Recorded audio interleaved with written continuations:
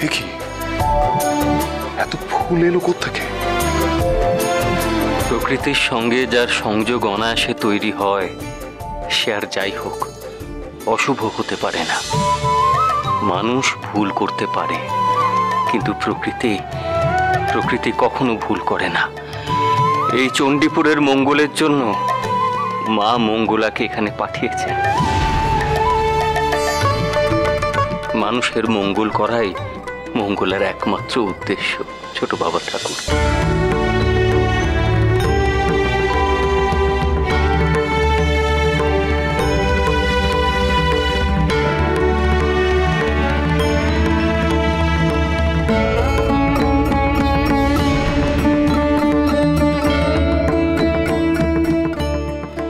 মঙ্গলা মা, আমি জানি মা তুই আশেপাশেই রয়েছিস, বেরিয়ে আয়।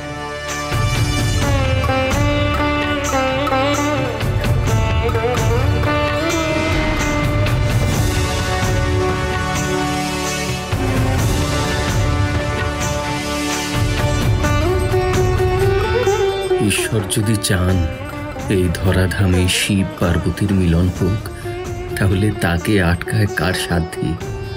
সবই তো পূর্ব নির্ধারিত।